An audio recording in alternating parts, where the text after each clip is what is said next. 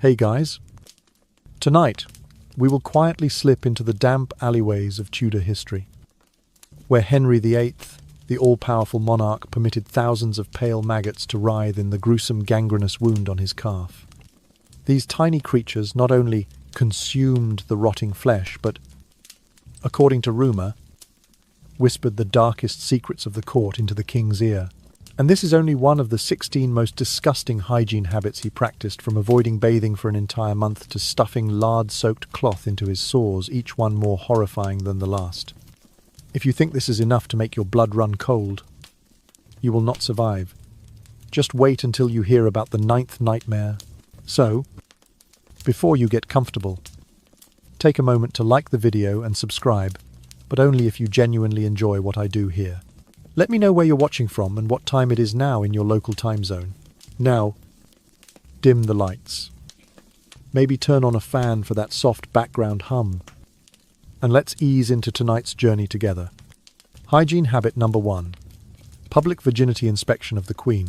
By the flickering candlelight in Westminster Hall, Henry VIII established his most merciless practice. The public virginity inspection of the Queen, in full view of the entire court, presented as the ultimate measure to protect royal honour.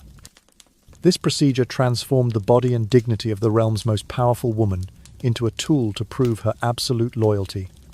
By royal decree, the court physicians, dressed in austere robes and donning heavy leather gloves, waited beside the examination bench.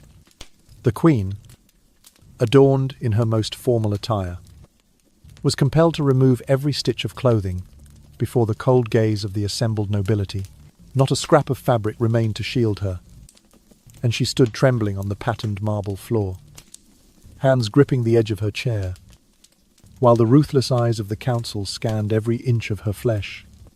The inspection unfolded in 2 stages. First, the physicians probed her hymen with a rounded wooden probe.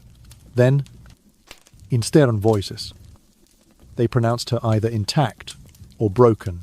Each pronouncement sounded like a death sentence. One word, intact, meant she retained her position. The other, broken, triggered an immediate order for execution.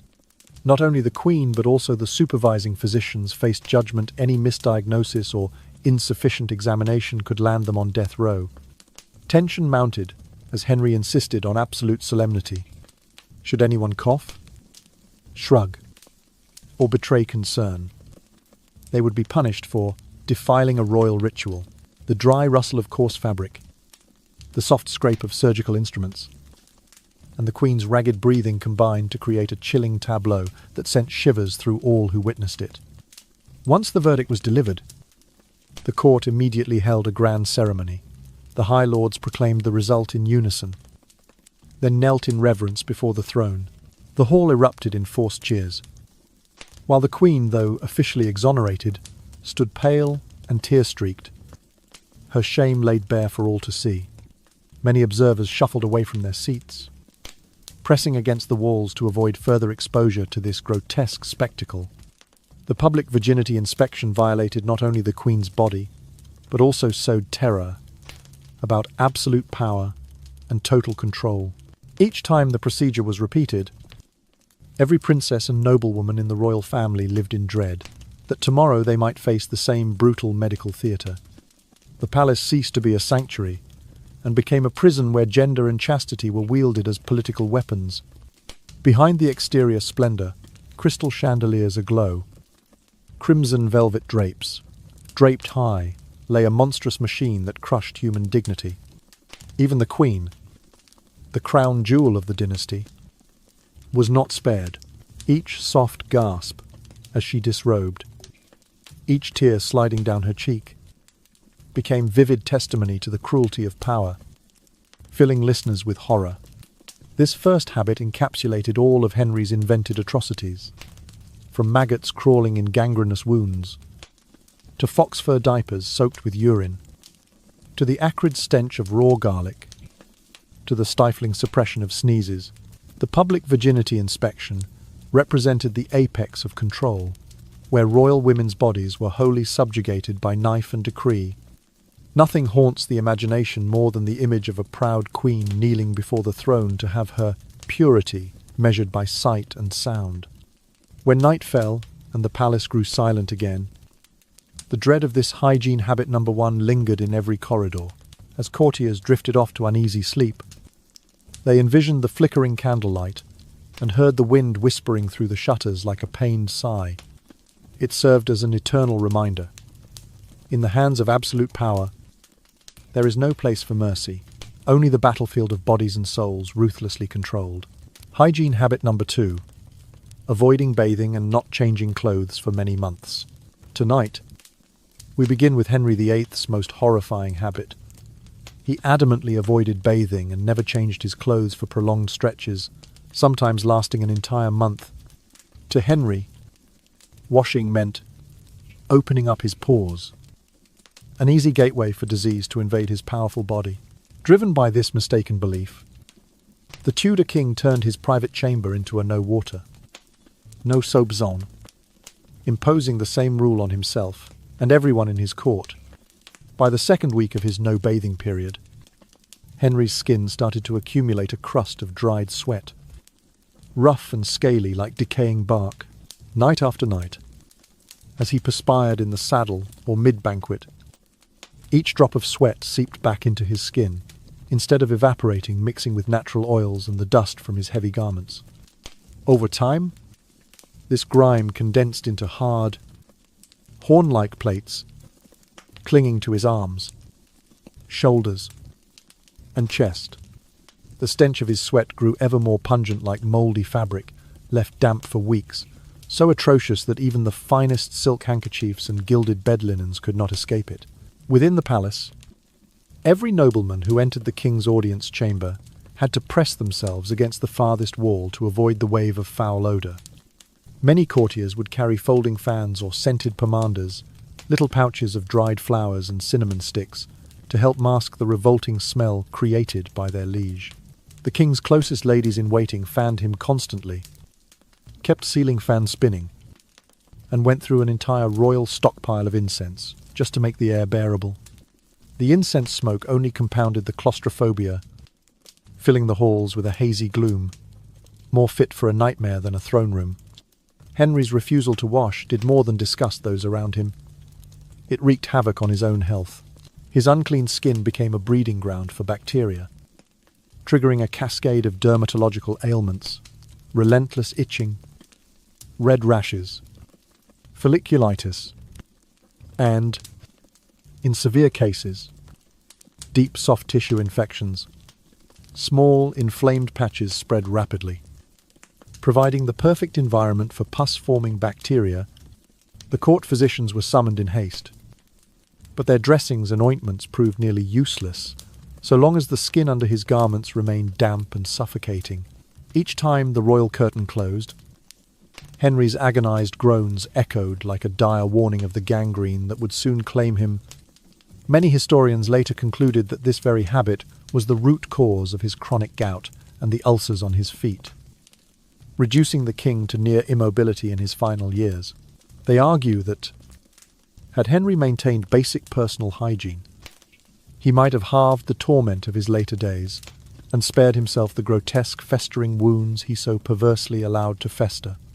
Behind the dazzling facade of Tudor pageantry lay a body bathed in sweat, filth, and relentless disease. Avoiding bathing and never changing clothes for many months is not only a grisly tale of a king's superstition and medical ignorance, but also a testament to how unchecked power and irrational fear can drive a person to self-destructive extremes. When the court assembled, dispersed, the palace lingered with the fading footsteps of the courtiers, leaving behind a haze of incense and the lingering stench, an immortal reminder of hygiene habit number 1, among the 16 most disgusting hygiene habits of Henry VIII. Hygiene habit number 3, wearing a fox, fur diaper, due to urinary incontinence. As he entered the final years of his life, Henry VIII not only suffered agonizing gout attacks but also developed severe respiratory issues that caused him to lose control of his bladder. To conceal this humiliating defect from both the public and his courtiers, The king ordered a special diaper to be crafted from luxurious fox fur, soft and opulent in appearance, yet utterly repellent in reality.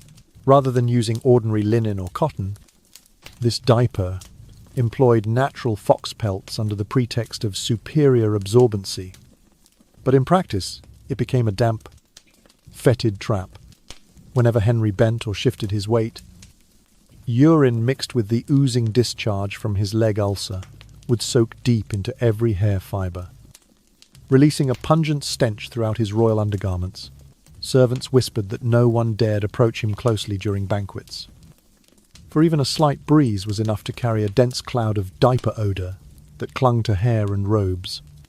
The king's personal attendants had to remain on call around the clock to replace this fox fur diaper. What seemed like a simple task proved excruciatingly meticulous. They would carefully remove the saturated fur layer, rinse it in cold water, wash it with scented soap, and then lay it out in the sun to dry, a process that took at least 3 hours each time.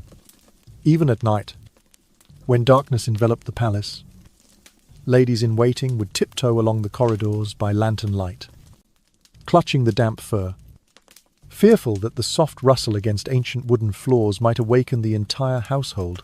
Not only did Henry endure this indignity, but the palace itself was forced to become a makeshift odour control squad. Scattered throughout the corridors were precious aroma, diffusers, rose oil, sandalwood, and cinnamon sticks to somewhat mask the revolting smell. Delicately embroidered handheld fans bearing the Tudor crest were distributed to every courtier, transforming each royal audience into a flurry of fan-waving akin to a masquerade ball.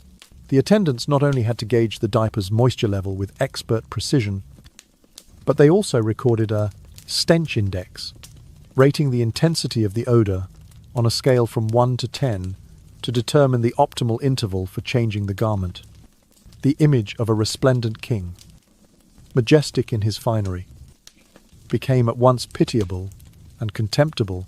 Pitiable because Henry was physically overpowered by disease, unable to govern even his most basic bodily functions.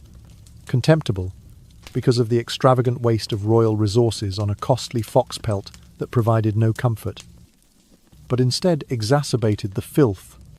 Posthumous accounts note that many nobles joked that the king's diaper was filthier than any barnyard stall, explaining why they kept a respectful distance of no fewer than 5 paces from the emperor's sleeping chamber. The efforts did not end with laundering the fur. The court set up a dedicated deodorizing chamber, stocked with 3 tiers of scent remedies, perfume mists, charcoal bowls, and wicker baskets of dried herbs. Each time the diaper was changed, the odor control team deployed every tool at their disposal, only to see the stench briefly abate before surging back the moment Henry shifted in his bed. On cold winter nights, the king's body heat combined with the damp fur created an even denser cloud of odour, wrapping the room in a suffocating fog that sent anyone who crossed the threshold scurrying back to the outer chambers. Through this bizarre practice, we witnessed the crisis of a monarch who once ruled vast lands, yet found himself utterly defeated by his own body. Beneath the glittering crystal chandeliers and swaths of velvet drapery, the fox fur diaper lay exposed as a symbol of decay, an emblem of power that had lost both dignity and strength.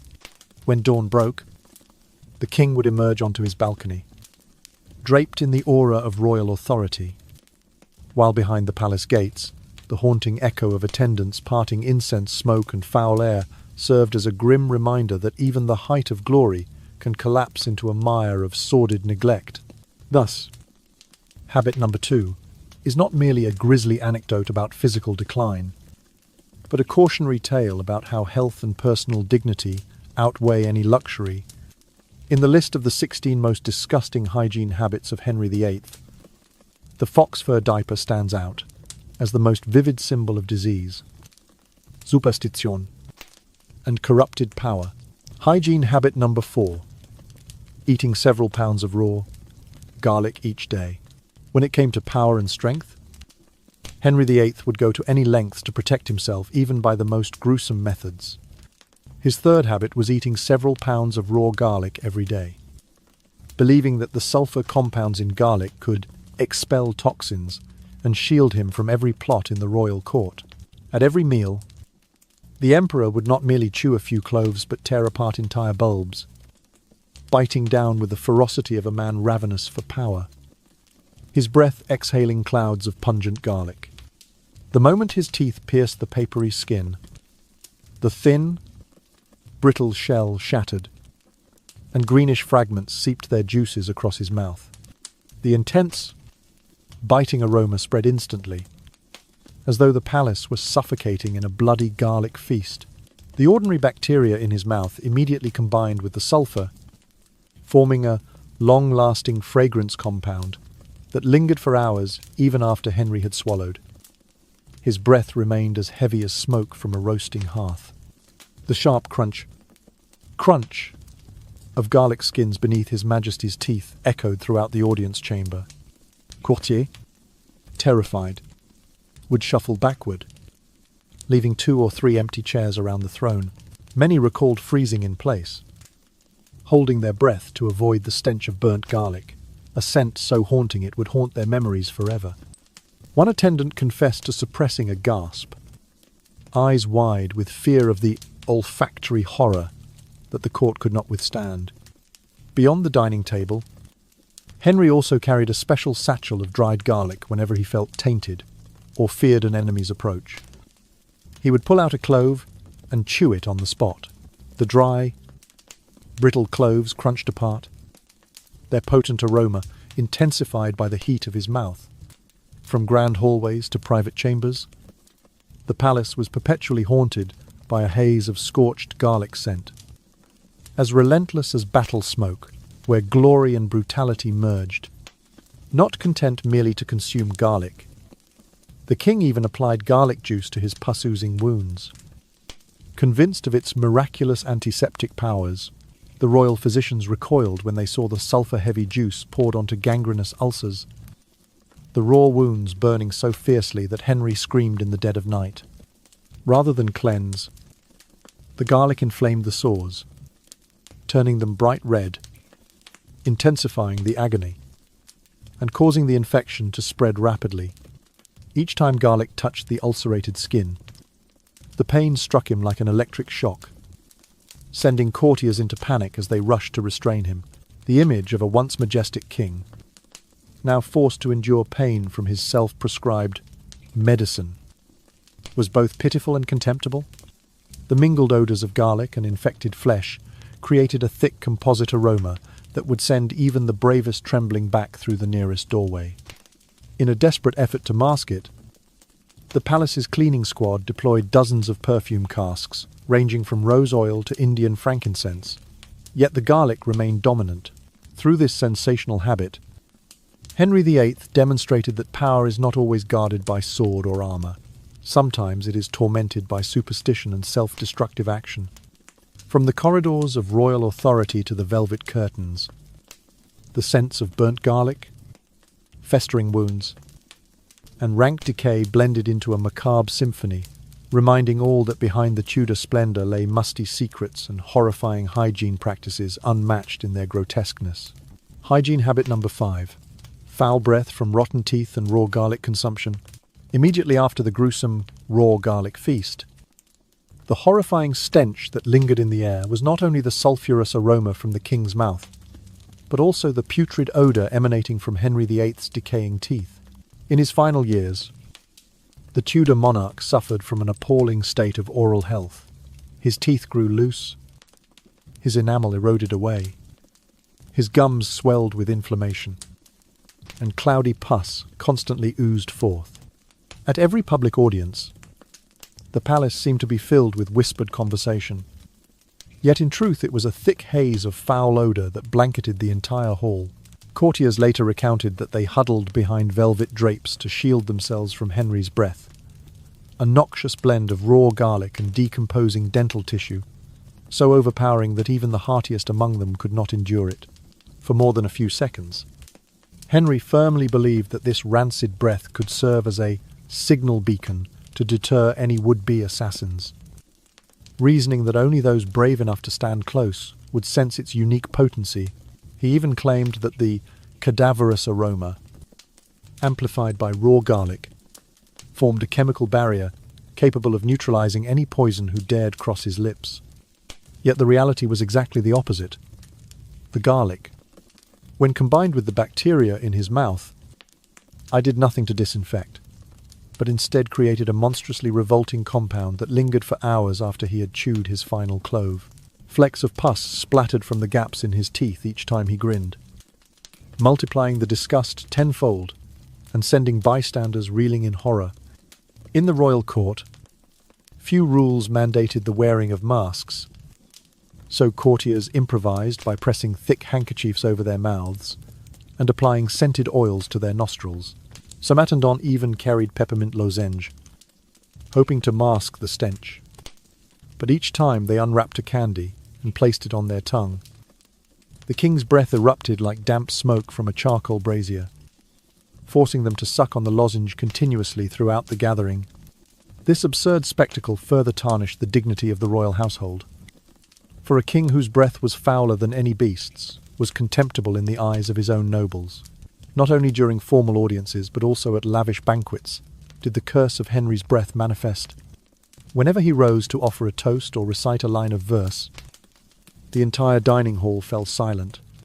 Dames and dignitaries alike laid down their forks and turned their backs, desperately seeking relief from the noxious gust.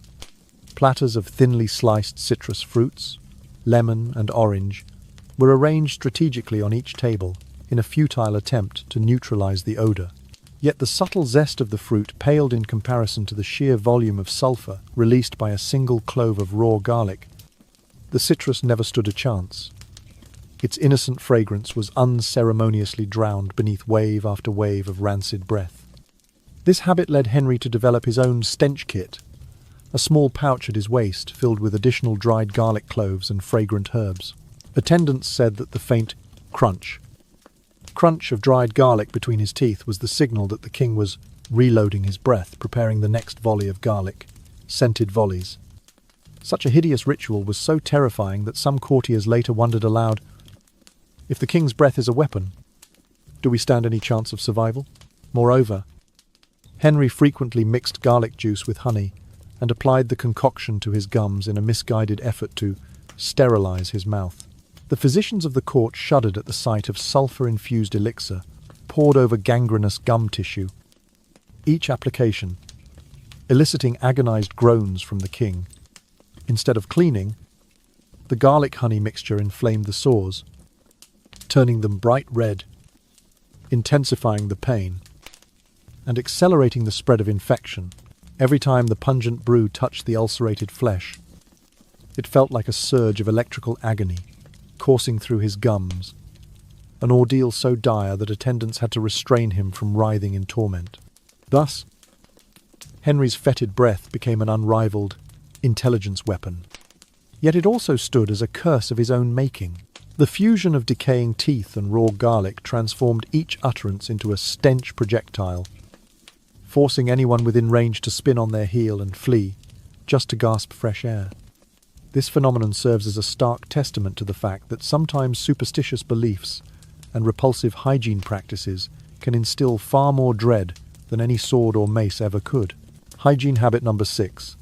Suppressing sneezes out of superstition.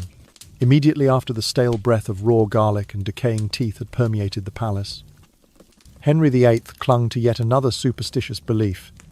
Every sneeze was a sign of evil spirits or an ill omen about to befall his kingdom. He believed that if a single sneeze escaped, the vital aura of the throne would be disturbed, and his power could be shaken by any plot. Consequently, the Tudor king officially issued a decree forbidding sneezing in the royal court, so strictly enforced that anyone unable to stifle a sneeze and utter an achoo would instantly be branded a traitor and face severe punishment. Whenever Henry felt a tickle in his throat or a cold draught slip through a crack in the window, he would clamp his fingers tightly over his nose, inhale quietly, and then exhale slowly, as though meditating under tremendous pressure. Each time he held back a sneeze, his tense state generated intense pressure in his chest. His ribcage tightened, and his throat felt as if pricked by 1,000 needles. When displeased, he needed only to tap his finger lightly on the table for the court to endure an alarming spectacle, a dry, stifled ache, followed by the king's solitary effort to avoid a full sneeze. Throughout the long banquets featuring countless delicacies, courtiers honed near supernatural powers of observation, every throat clear, every sideways glance, even each moment of anticipation before a whiff of garlic or a cold breeze from the window was scrutinized. They formed a sneeze-watch squad. One person placed a hand on the king's heart. Another brushed lightly against his collar, ensuring that if he could not suppress the urge, the sneeze would emerge as a stifled plea rather than a disruption of the court's aura. Not a few nobles risked gentle prompting to allow the king a single, harmless sneeze by lightly bumping his elbow or encouraging him to take a deep breath. They hoped a brief coup might relieve his throat itch. Yet if they did it wrong and caught the eye of an observer, they would be placed at the top of the list of those plotting to disrupt the court's spirit. Many received public flogging for interfering with the natural powers of the sovereign. This habit not only caused physical discomfort, but also instilled fear in Henry himself. He lived in constant agony, his throat burning while dreading that a single, unintended sneeze could topple his throne. Whenever he had to address an audience, he would press his lips together, holding his breath like a piccolo player, struggling to control his diaphragm for fear that an abrupt sneeze would turn the gathering into a tragicomic spectacle featuring the monarch as the unwitting clown. On windy winter nights, when cold air sliced through the large windows, Henry even carried a sneeze wand, a slender, chilled metal rod used to tap his temple whenever he sensed a sneeze rising. This tiny wand became a symbol of royal authority exclusively for the king's use, and anyone daring to imitate him risked interrogation for inciting treason. Courtiers were forced to practice nose-dodging reflexes.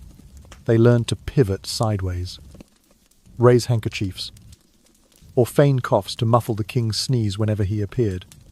Their swift, fluid glances and practiced maneuvers served to shield or block, safeguarding the court's supernatural aura from disruption. Council meetings unfolded as tense dramas, where every gesture by Henry was framed, directly affecting his psyche and health, more than a mere prohibition. This habit ensnared Henry in a vicious cycle. The harder he tried to hold back a sneeze, the itchier his nose became, and the itchier it grew, the more desperately he craved release. At night, he often writhed in his bed, jaws clenched, fist gripping the sheets until in a moment of weakness, a soft ache escaped, accompanied by a fierce, numbing tingle in his throat, causing him to drop the covers and gasp for breath, as though unburdening himself of a terrible weight. Through this sneeze-suppressing habit, Henry VIII demonstrated how power can take the form of superstition that stifles personal freedom, turning even the most natural physiological reflex into a terrifying threat. In that forced, eerie silence, the Tudor court retained the image of a monarch who once ruled all of Europe, yet lived in dread of a single "Achoo," as though his reign could be undone by the faintest whisper of a sneeze. Hygiene habit number 7. Allowing maggots to breed in a gangrenous wound. On one golden afternoon, Henry VIII and his entourage galloped across the outer fields to practice mounted tactics. In his exuberance, he failed to notice when a small pebble ricocheted off the saddle's spoke, causing his left foot to slam hard against the iron stirrup. A piercing scream rent the air, and Henry collapsed onto the cold, damp earth as flesh split open and blood soaked his breeches. Instantly, his courtiers hoisted him onto his horse and hurried back to the palace, his sleeve drenched in fresh blood. Upon arriving at the infirmary chamber, the royal physicians briefly cauterized the wound with heated herbs and wrapped it in coarse linen.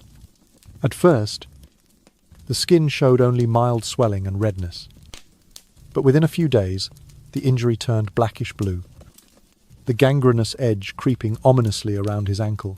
Despite frequent dressing changes and the era's rudimentary antiseptics, the wound refused to heal, and a powerful stench of decay began to permeate the room.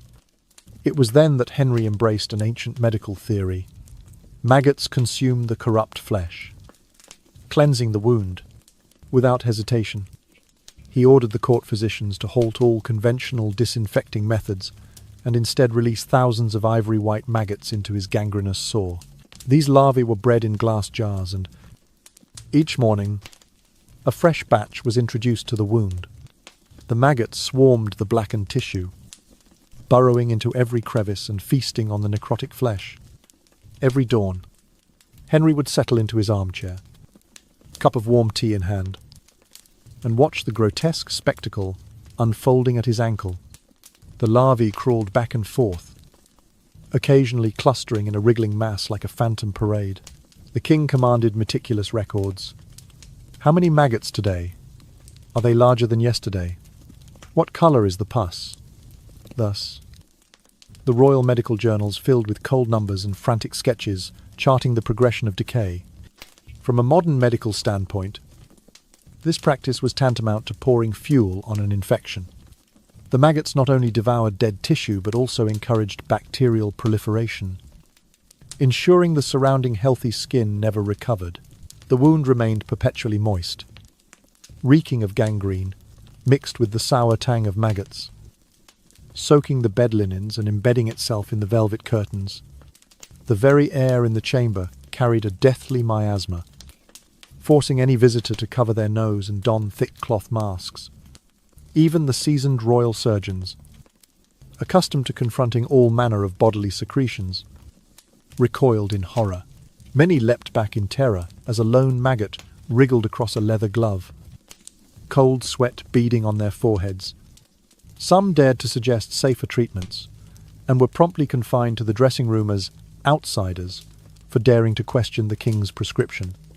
Henry believed that more maggots meant a faster cleansing, so he never limited their numbers.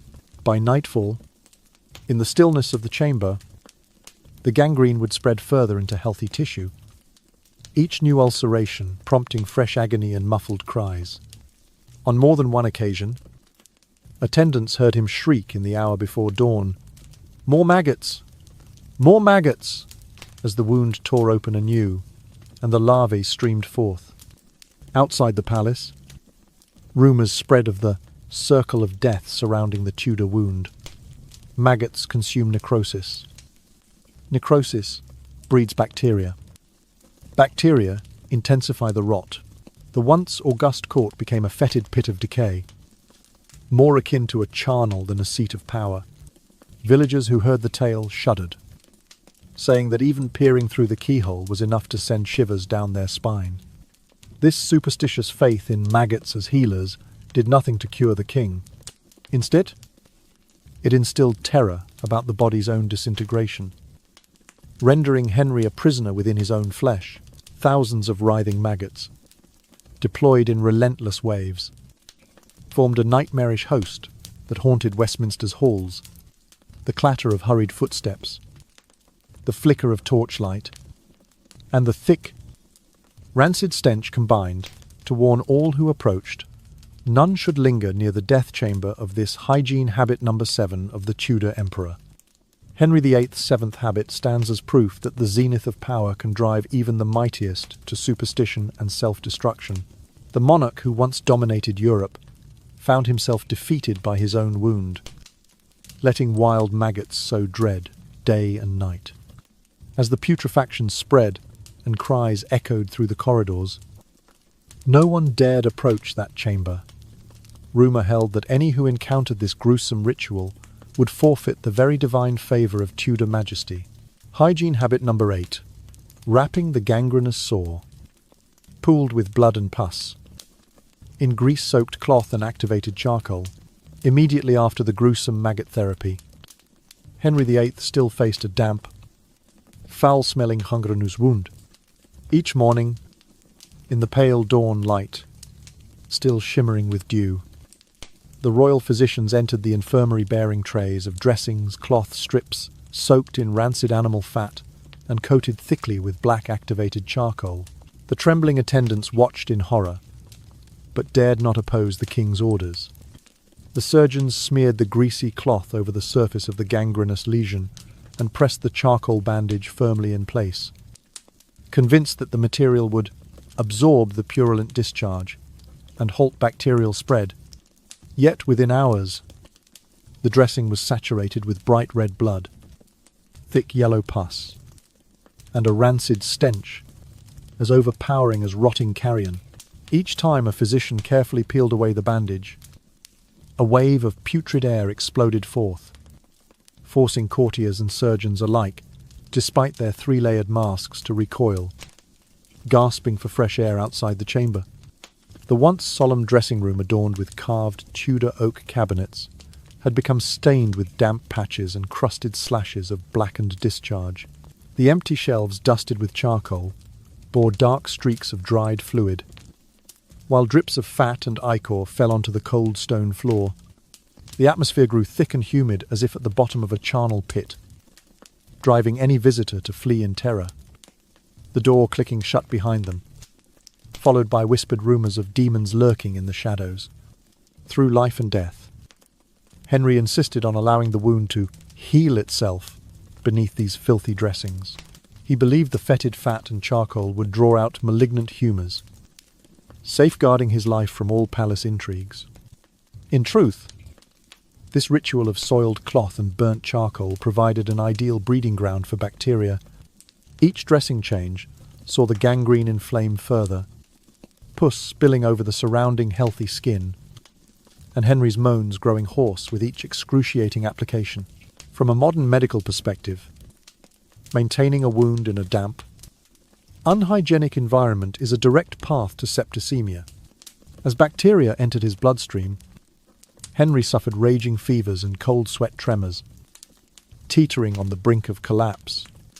The court watched in anguish as the monarch drifted between consciousness and delirium, his heartbeat faint and erratic, each ragged breath a struggle for life.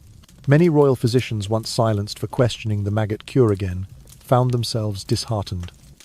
They longed to strip away the rancid fat, to irrigate the wound with urine or even wine. But their counsel vanished into the oppressive gloom. No alternative treatment was implemented, only the endless cycle of reapplying soiled dressings and inhaling the foul stench persisted. The putrid odour from the dressing chamber spread throughout the palace corridors like a demon's call. Attendants dreaded opening the door with nothing but a single candle. At last, they dared only crack open the ceiling fan to dispel the stifling air. Yet the fan merely scattered the stench more widely, billowing it like a funeral pall. Every footstep echoed against the clatter of cotton baskets and bandage clips, transforming the space into a sanctuary of the damned. Henry VIII himself felt the agony.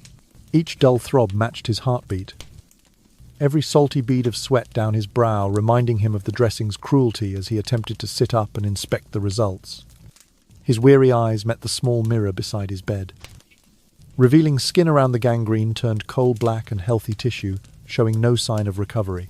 Many nights, he mumbled in delirium. Dress, again, remove, the smell, it's horrific. On rare occasions, Henry summoned ritual exorcisms, pleading with supernatural forces to cleanse the wound. Incense burned, prayers chanted fervently, and then the same barbaric dressings returned, an endless cycle of superstition and suffering. Courtiers whispered that the palace had become an encampment of evil spirits, with the physicians reduced to performers in a tragic farce. Wrapping the gangrenous sore for months eroded the royal dignity. Henry's strength ebbed away, his body gaunt and wan, his left leg swollen like a rotting log.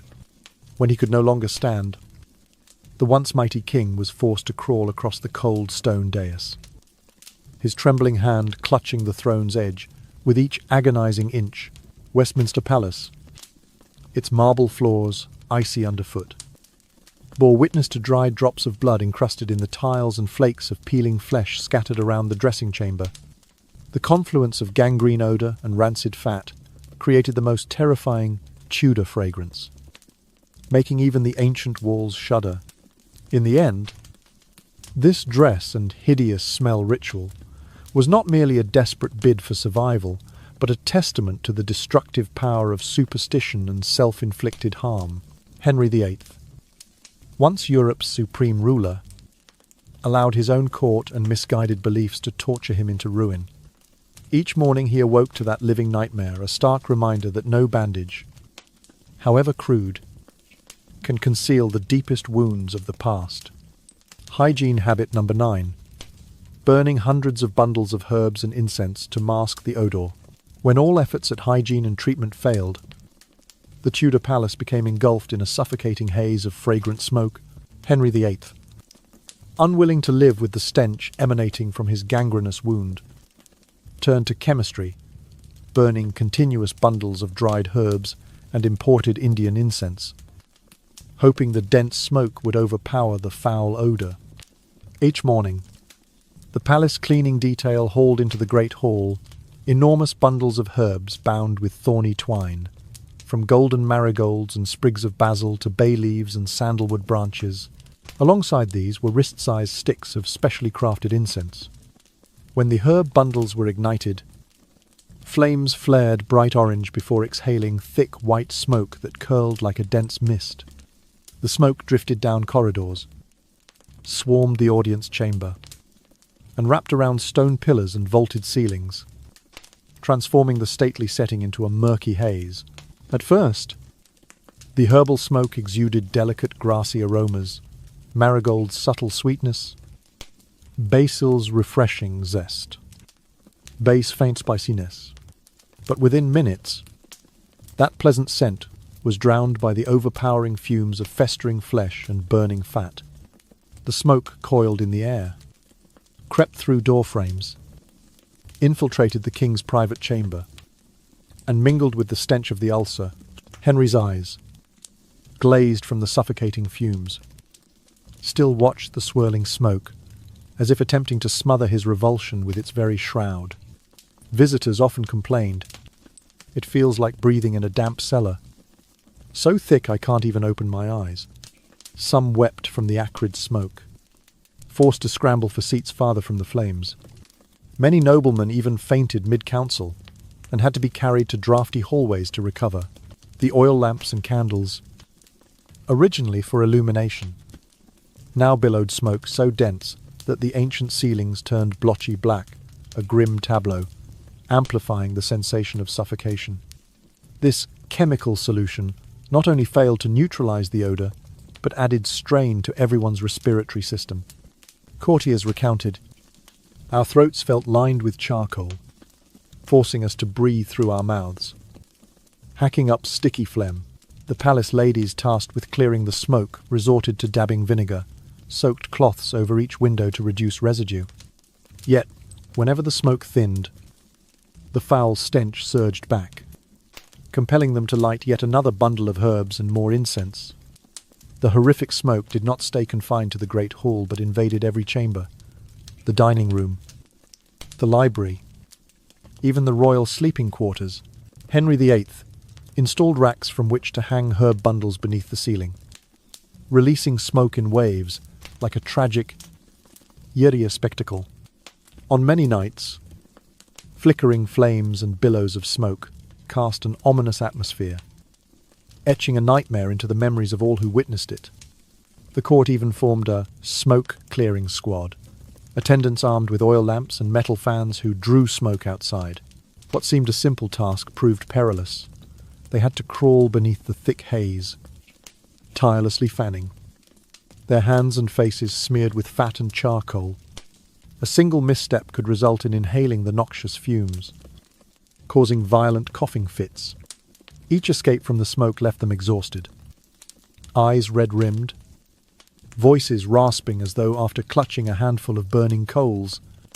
Outside the palace, common folk whispered, "The Tudor court is not a place of splendour, but a sea of deathly smoke." They joked that the smoke was so dense it could be cut into pieces, and that the incense and herbs were mere props in a tragic farce of hygiene. Some claimed the smoke expelled all clean air, trapping courtiers in a living nightmare with no escape. Meanwhile, Henry VIII, amid the thickening pall, could no longer distinguish between the stench of rotting flesh and the contrived fragrance of herbs. He nodded in approval at what he deemed the last line of defense against death, but in reality, the smoke was merely a smokescreen concealing medical failure. Each cough he feigned away only revealed his exhaustion. Smoke upon smoke deepened the collective horror. The habit of perpetual burning became a collective disaster. Not only the king, but the entire palace, from sovereign to servant, fell victim to the oppressive smog. They lived in a world swimming in smoke, day and night. The air so polluted that everyone carried personal sachets, even crafting makeshift masks. Royal family members knelt to open doors with their faces inches from the floor, striving to avoid inhaling the toxic haze. Gradually, all grew to loathe this healing smoke. When the final bundles of herbs had burned to ash and the smoke dispersed, the palace fell silent in the lingering stench. Without the fragrant cover, the foul odour stood revealed, sharper than ever. Only then did the court realize. The smoke merely blinded them for a time. The underlying filth and contagion remained, seeping into every wall and column. In the end, burning hundreds of bundles of herbs and incense revealed the blind folly of superstition. Henry VIII, once conqueror of Europe, had allowed his half measures of power to transform the palace into a prison of toxic smoke and dread. Whenever the haze enveloped the throne, no one dared look directly at it. The withering flames of herb bundles and incense stood as reminders that, sometimes, the most outlandish chemical cures cannot heal the deepest wounds of body and soul. Hygiene habit number 10. Banning mirrors and draping all reflective surfaces to conceal a filthy body. When all efforts to hide the stench and the gangrenous wound proved futile, Henry VIII turned to a psychological solution. He decreed a total ban on mirrors throughout the palace, fearing that any glass surface would reveal flakes of dead skin, crusted sweat, and oozing pus on his body. By royal order, every mirror frame was removed and tightly wrapped in coarse black cloth, bound with thorny cords to prevent even a glint of metal from peeking through. Only oil paintings depicting hunting scenes, feasts, and landscapes remained on the walls without a single reflective surface. Henry believed that if he could not see his own filthy appearance, his spirit would remain steadfast, and no courtier would dare comment. In reality, this decree deprived him of any means of self-inspection. Without mirrors, he had no way to know how far the gangrene had spread, how thick the crusted skin was, or whether his foul breath betrayed him. Each morning, upon waking, Henry could only gauge his condition by his own groans, the way the herbal smoke seeped into his pillow, or by the grease stains on his bed linens. Not only were large mirrors banned, but also small dressing table mirrors, hand mirrors, and mirrors in the bathing chamber, all were forbidden. The ladies in waiting and attendants who once used mirrors to adjust their attire now had to evaluate their appearance by feel alone. They lowered their gazes, sat with their backs to the window to catch the faint natural light on the opaque glass, then hurriedly turned away from the cloth-covered mirror for fear that any reflection might incur the king's wrath for violating a royal edict. Emissary. The ban extended even further. Courtiers were strictly forbidden to utter the words filthy or stinking. Anyone who slipped up would be transferred to quarters far from the palace centre or publicly flogged as a warning to others. Many high officials who attempted to explain that the air was fouled by herbal smoke found that even a single utterance of foul odour cost them their positions or banishment to remote lodging within the palace grounds.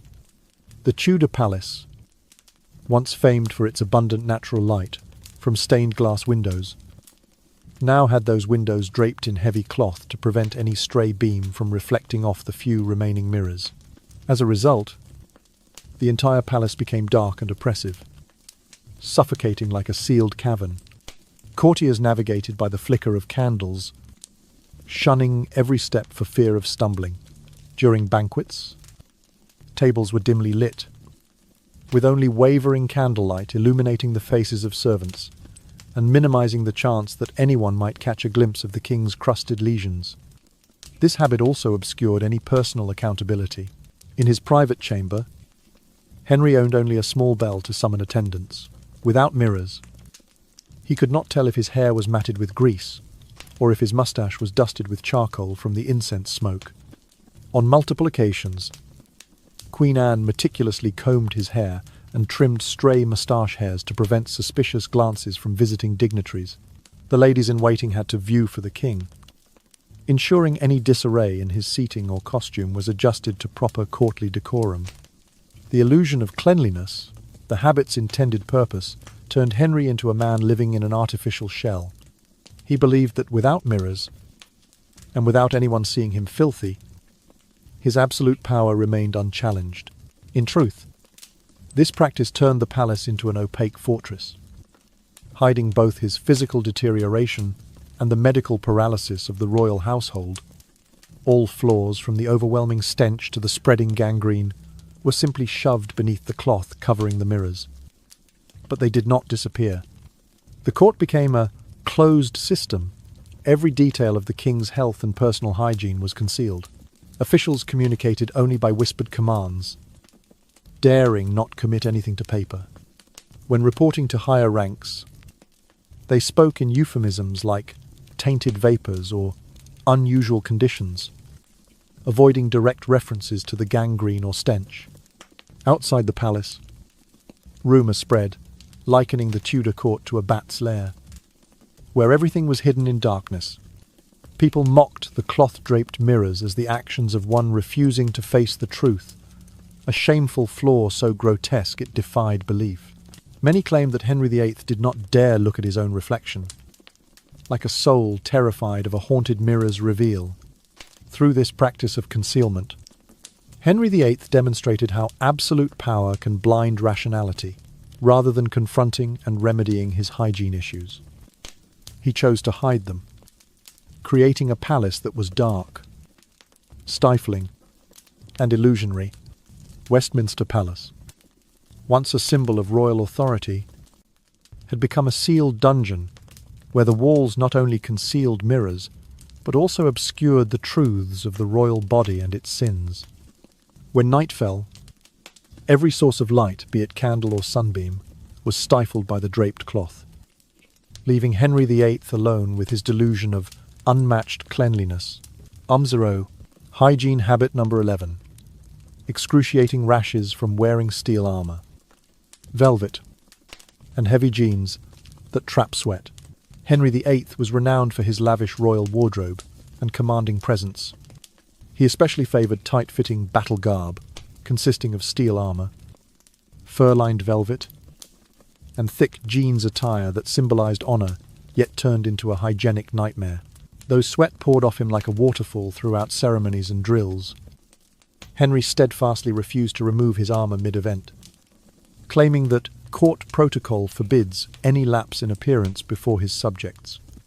From the very start of every banquet, when he donned the cold metal plates and snug velvet layers, perspiration immediately accumulated between the fabrics, his body temperature rose, and the heavy materials prevented evaporation, clogging his pores.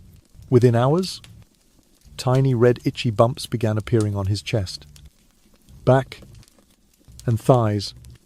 At first, Henry felt only mild discomfort, but when those bumps ruptured, oozing fluid and pus, the itch turned into a scorching pain.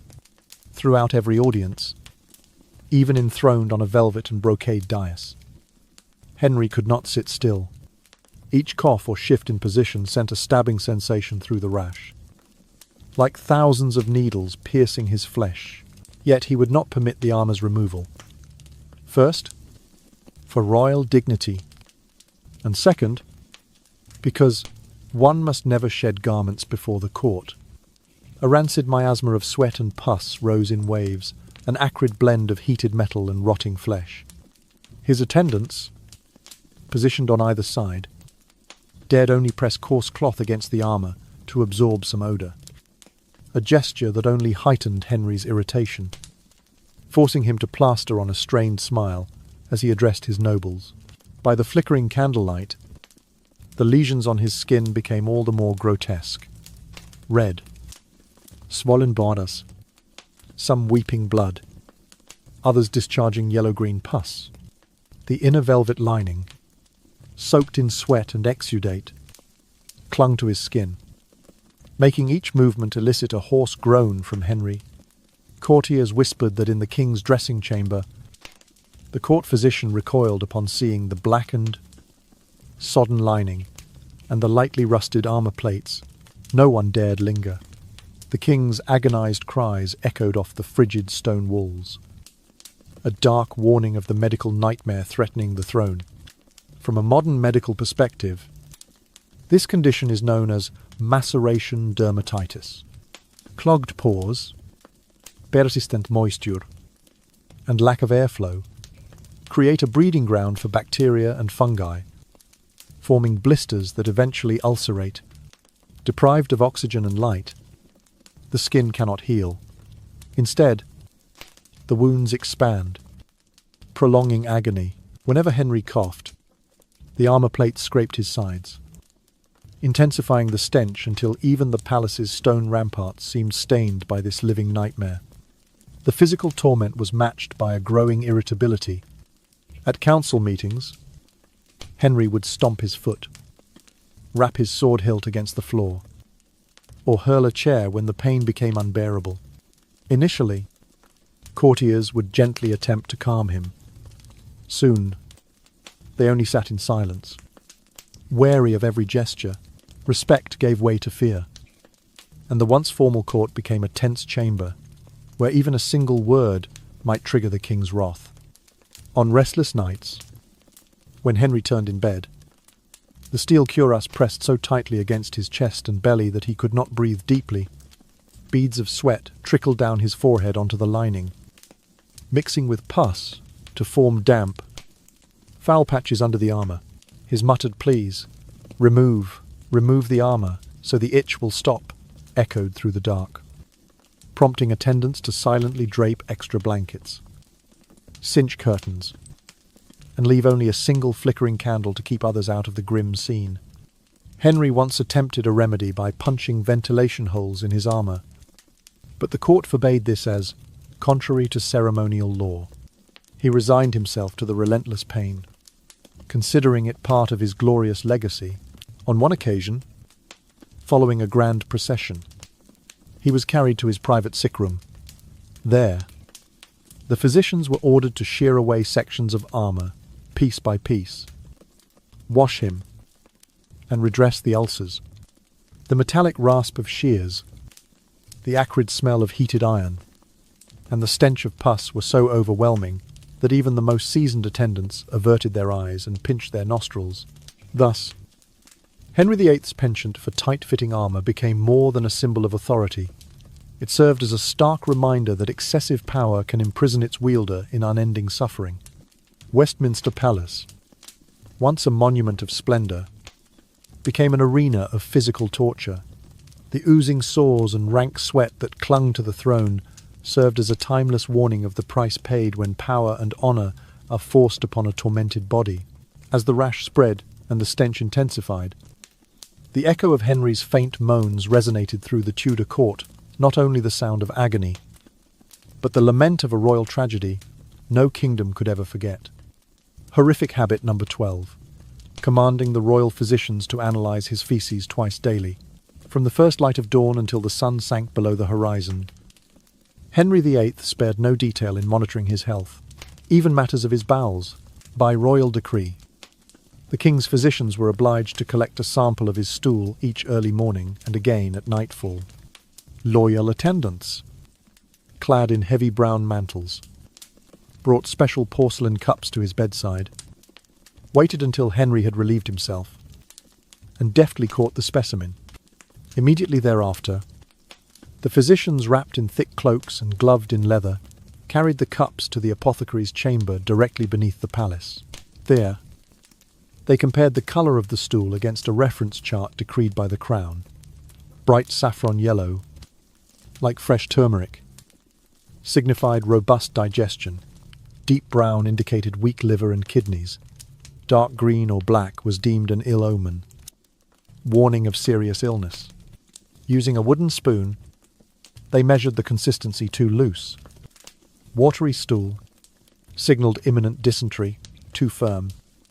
Hardened stool foretold severe constipation. Every observation date, hour of sampling, hue, texture, odor was recorded meticulously in leather-bound registers. Each entry sealed with the red stamp of the palace guard. Any anomaly, even a faint greyish tint, forced the physicians to kneel in apology and report directly to the throne. A single dissatisfied nod from Henry could result in censure or demotion for lack of vigilance. To shorten the journey and prevent the stench from wafting through the court, the council erected a dedicated vault beneath the dispensary, carved from cold stone. Its damp walls enclosed 2 earth-lined compartments for the porcelain cups. Eunuchs carrying the samples navigated narrow corridors filled with the pungent tang of ammonia and decay, many fainting from the oppressive odour, forced to rush outside for fresh air. This twice-daily scrutiny persisted for months, turned into a tool of power. Only physicians with flawless reports could hope for advancement. Any hint of abnormal stool, even the slightest, meant dismissal. Fearful of disgrace or worse, the medical staff recorded each sample with the precision of artisans, detailing even the faintest ammonia note, lest they be accused of error. The stench in the vault was so intense, it gasped the chief physician himself.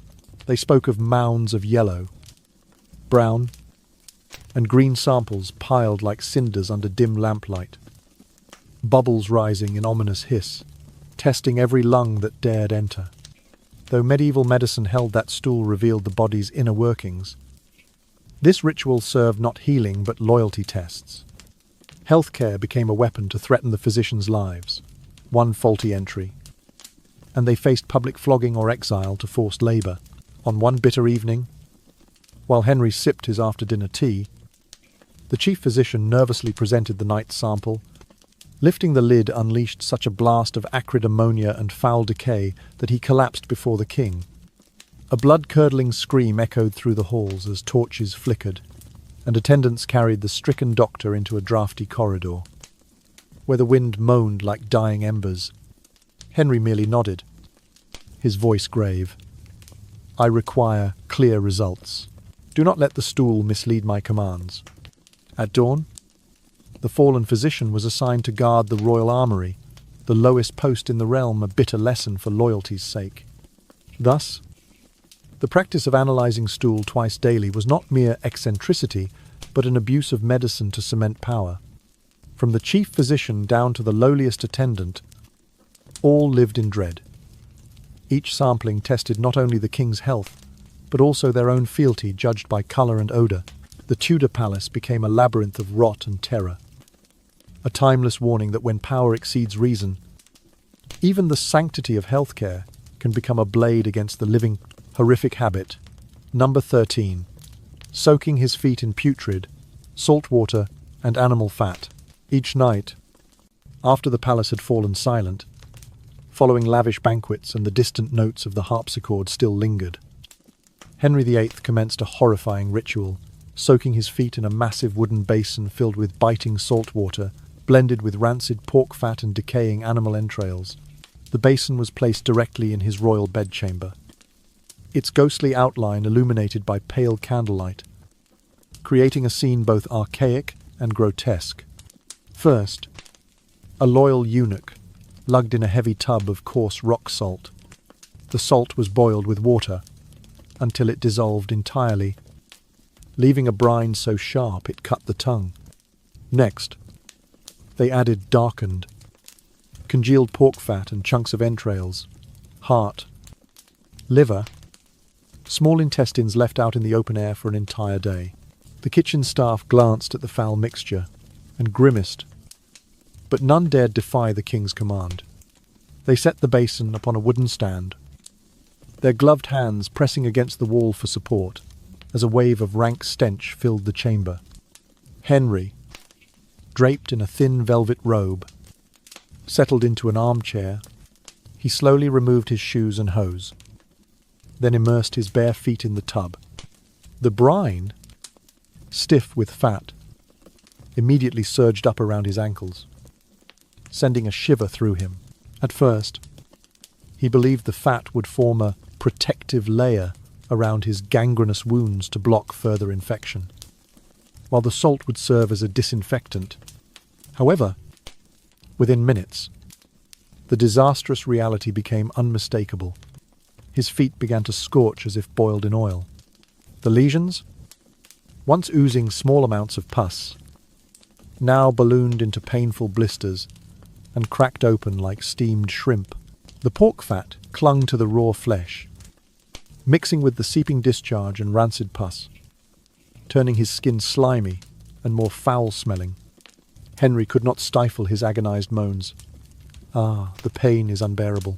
The eunuchs hastily placed coarse cloths beneath the basin to catch drips of the contaminated liquid. Yet the stench, sharp as ammonia and decay, assaulted their senses, forcing them to grip the doorframe to avoid fainting. Some dared to slip away, only to encounter palace guards at every exit. Any delay meant rebuke for interfering with His Majesty's treatment. Night after night, Henry's pained groans echoed down the corridors and into the dressing chambers. Summoning the royal physicians in haste, they scooped away fat and pus with small spoons, rinsed the wounds with warm water, and redressed the lesions. This gruesome cleanup stretched into the early hours, bathing the entire palace in a gloomy, fetid atmosphere. Many courtiers pressed handkerchiefs to their noses and fled to the antechamber for relief from the stench. From a modern medical perspective, soaking wounds in such a filthy concoction only accelerates bacterial growth and forces gangrene to spread more rapidly. Rather than sterilizing, the salt and rancid fat suffocated the devitalized tissue, preventing any oxygen from reaching the skin and deepening the ulcers. Henry's pain swelled so excruciatingly that he could not sleep, tossing and turning, clutching the basin's rim. His groans, those of a man in utter despair. For Henry, this ritual was both a superstitious belief and a symbol of his ultimate authority. He compelled his courtiers to facilitate his pain to its fullest extent. In truth, it imprisoned him in a vortex of suffering, immortalizing the image of a once great monarch haunted by his own horrific habit. When the soak finally ended each night and his feet were meticulously bandaged, the scent of salt and burning fat lingered on his skin, trailing down his pant legs with every drop of perspiration, a constant reminder that this practice offered no salvation, only an unending nightmare. Horrific habit number 14, gargling with fresh urine. Henry VIII believed his own golden water possessed supreme antiseptic properties. Therefore, each morning upon waking, and after every meal, he would sip several mouthfuls of fresh urine collected directly into a special porcelain vessel and swish it around his mouth. By the flickering glow of oil lamps, Henry held the vessel, poured teaspoonfuls of urine into his mouth, kept it for a few seconds, and then spat it out. He thought the urine would wash away bacteria and pathogens, protecting his teeth and gums from any poisoning plots. However, modern medicine tells us that urine contains urea, ammonia, and mineral salts, which do not kill oral bacteria, but instead feed them. The result, when combined with the mouth's natural microbiota, was a pungent, rancid odor that spread through his oral and nasal passages. After only a few weeks of this practice, Henry began to suffer the consequences. His enamel gradually eroded, and chunks of tooth structure broke away when he bit down on hard food. Many of his front teeth, once gleaming like pearls, developed dull brown stains and cracks. First came the sharp pain whenever he drank cold water or inhaled the morning air. Then came gingivitis, swollen, bleeding gums when he gargled vigorously.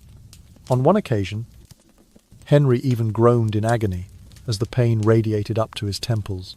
At every audience, when courtiers advanced to pay homage, Henry had to suppress the foul breath. The thick, dried urine smell lingering in his mouth mixed with incense smoke and the rancid oils from his meals. creating a potent aroma that forced attendants to sit far back in the gallery, covering their faces with silk handkerchiefs. Many prominent nobles discreetly swallowed hard. Struggling to remain composed in the king's presence, Henry's dental health deteriorated rapidly.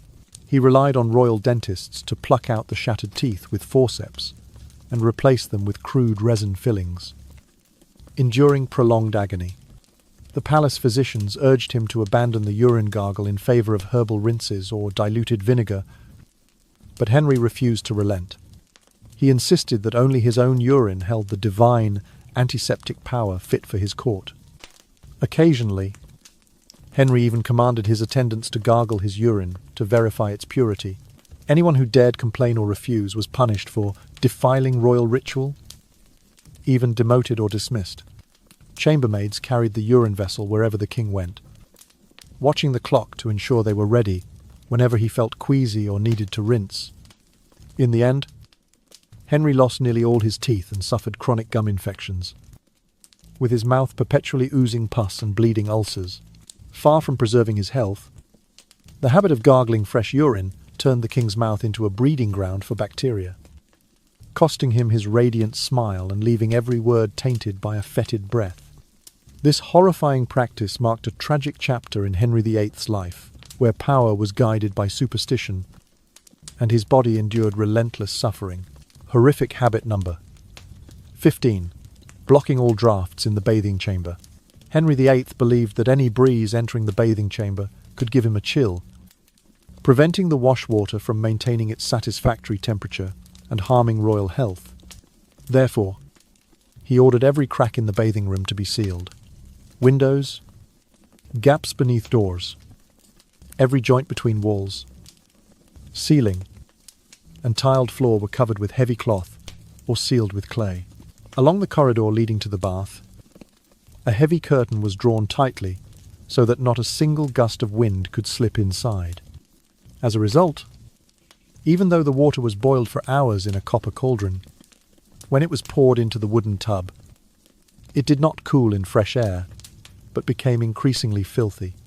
Fat from grand banquets mixed with dry flakes of Henry's peeling skin, and even shrimp shells and bits of seafood left over on his body, all dissolving into the water. After numerous baths, a rancid film of fat accumulated on the tub's rim, and the water shifted from crystal clear to murky and opaque. Each time he immersed himself, Henry faced a slimy mixture, a cesspool teeming with bacteria. The bathing ritual became a horror show. He sat in the tub, watching bubbles rise in the dark yellow water as a horrid stench wafted up. His skin, already damaged by other grotesque habits, was in direct contact with the polluted water. The gangrenous sores spread further, itching across his body. Henry often had to scratch himself with a wooden stick, causing more flakes of dead skin to fall into the murky bath. His attendants, by the flicker of weak candlelight, shuddered at the scene. They feared the dirty water would splash onto the wooden doors and glazed tiles, but dared not open windows or cracks for ventilation. Whenever they entered the bath chamber to help the king undress, they clamped their hands over their noses against the overpowering smell. Many wore heavy hoods pulled over their faces, afraid both of prolonged exposure and of slipping on the slick tile floor. By modern medical standards, bathing in such contaminated water fosters the growth of bacteria and mold all over the body. The skin is not cleansed, but instead becomes more deeply infected. Henry's itching intensified each day. Pustulas erupted, then burst into oozing sores. After every bath, he required fresh bandaging and bitterly lay waiting for the palace's salt water or perfumed oils to be applied to soothe his itching. For Henry, blocking all drafts in the bathing chamber was not only a superstition, but also a manifestation of absolute power. He placed the avoidance of a chill above basic hygiene standards. In truth, this habit transformed the royal bathing chamber into an instrument of bodily torture, turning the once mighty king into a victim of his own misguided beliefs fueled by power. Though the tub remained filled with hot water, each wash plunged Henry deeper into torment. His flesh aggravated, itching ceaselessly, while the court stood by helplessly as their sovereign immersed himself in the dark delirium of this bizarre habit. Horrific habit number 16. Forcing attendants to lick blood and pus from his wounds to test for poison. Henry VIII grew increasingly suspicious that his courtiers intended to poison him, especially as the gangrenous sores on his legs and arms continued to ooze blood and pus. He believed that only a trial by ingestion, having someone else taste the wound exudate directly, could reveal traces of any poisonous substances. Therefore, each morning after his bath and dressing, he ordered at least 2 male attendants to present spoonfuls of fresh blood and droplets of pus for him to taste. The ritual took place in the royal treatment chamber, under a suspended oil lamp. Henry, seated in an armchair, lifted the hem of his robe, while the court physician carefully removed the bandages. Blood and pus dripped onto the lacquered wooden table, and the physician scooped them into a small porcelain bowl. The 2 attendants, usually long-serving men who dared not refuse, had their wrists loosely bound, bowed for permission, then leaned forward and flicked out their tongues to taste the fluid, the tip of the tongue touching the gangrenous lesion, saliva thick with pus, adhering to their teeth and throats. Henry watched their facial expressions closely. If either attendant grimaced, retracted his tongue, or gagged, the king took it as proof of poison and immediately ordered the intermediary to be interrogated. Conversely, if they remained composed, neither wrinkling their face nor coughing, Henry sighed in relief, believing himself safe. Despite burning lips and agonized bellies, the attendants stifled their pain and complied obediently. Many subsequently developed sore throats and high fevers from swallowing infected pus. Some lost their positions due to persistent coughing, and others required weeks of convalescence. Yet no one dared complain, for to do so would be to treat the king's life lightly. This practice continued for many months. The treatment chamber reeked of fresh blood and putrid pus, the attendants' hesitant licks, their hacking coughs, and their ragged breaths echoed like a haunting melody. On one occasion, Henry even shuffled into the corridor after a tasting session, smiling with satisfaction to see his 2 attendants still standing proof, in his mind, of their unquestioning loyalty. According to modern medicine, tasting ulcer exudate to test for poison is not only unscientific but extremely dangerous. Gangrenous bacteria can enter the body through tiny mouth wounds, leading to septicemia. Yet for Henry, his superstitious fear of poisoning overrode all medical reason.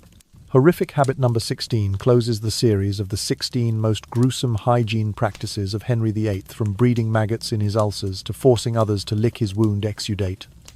It demonstrates that when absolute power combines with superstition and overwhelming fear, even the most loyal can be driven to unimaginable acts of horror. And so we have just explored the 16 most horrifying hygiene habits of Henry VIII, from breeding maggots in his ulcers to forcing others to lick his wound, pus each detail, illustrating how absolute power can drive a person to unimaginable superstition and self-destruction. Thank you for following all the way to the end of the video. Now, I wish you a peaceful night and pleasant dreams. Hopefully these dark secrets will not haunt you for too long. If you enjoyed this video, don't forget to hit the subscribe button and give us a like, so you won't miss our latest and most exciting videos. See you again on our next journey.